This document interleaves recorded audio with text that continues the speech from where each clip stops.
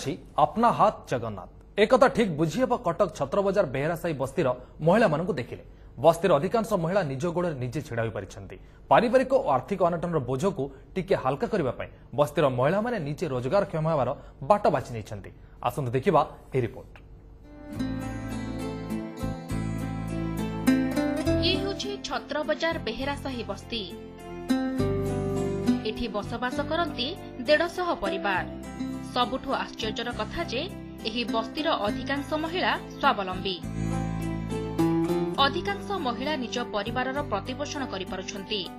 किए माछ बेपार करुछि तो किए बस्ती भितरे जलखिया दुकान करी गुजराण मेटाउछि। बेहरासाहीर प्राय अधिकांश महिला निज गोड़रे निजे छिड़ा होइछन्ति।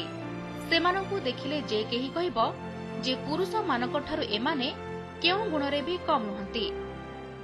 माछ बेपार को जाउची गाड़ी नै की आ बाघरिया पड़ले मंडप जाउची हंडा फंडा मजा मजी भला मंद आ हम घर को नाही गले निहाती 200-300 न हले चलिबो की घर। आज काली कोन रेट दुनिया हलानी। आज का रेट रे माछ देखुचो केते नाही 140 गदम रे हम बेपार करबो केमती बोली आज रहि जाई। मु घर चलिया पे मेड बेपार करछि। हम बापा मां बे बाहर जागा काम करे जाउछि। माने मु निज घर चलिया पाई कि मेड बसिकी माने दुकान बेपार करछि। हम घर सामने बसिकी बेपार करछि। मु भाई छुटिया भाई पाठ पढछि भोणी मोर पाठ पढछि। मोर पिला छुआ नै कि बसंती आ कोन करू न कले तो न चले। छुटिया मुटिया दुकान करूछि तो हम चली जाउ पिला नै कि परिवार हमर चलिवार के नांदी बुझिलो कि मो कुटिया लोक मो स्वामी नांती जने करी मोर छुआ पिला चली बोली से ओलिया दुकान करूछि। आ देखिबाकू गले महिला सशक्तिकरणर उदाहरण छत्रबजार बेहेरा बस्तीर एही महिला माने। माछ बेपार, जलखिया दुकान, डाली चाउल दुकान, फैंसी जिनिस कारोबार करी विभिन्न व्यवसाय करुछन्ति। निज पेटको निजे पोषि गर्व अनुभव करुछन्ति। अंचल महिला माने निज परिवार चलैया पई पाखापाखि अधारु अधिका अर्थनैतिक भागीदारी तांकर अछि।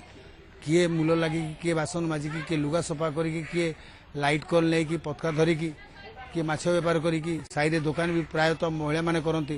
तेणु महिला सशक्तिकरण प्रकृत उदाहरण होछि गरीब घरे। दीर्घ वर्ष हेला छत्रबजार केनाल कड़े रहउछन्ति बेहेरा बस्तीर लोक माने। कोनोसी सरकारी साहाय्य सहयोग को अपेक्षा न करी स्वावलंबी हेबार बाट बाछि नेबारे एही बस्ती बासिंदा अन्य पाई आदर्श पालटिछन्ति। कटकरू कैमरा पर्सन ललित सह पुण्य विनय दास रिपोर्ट न्यूज 7।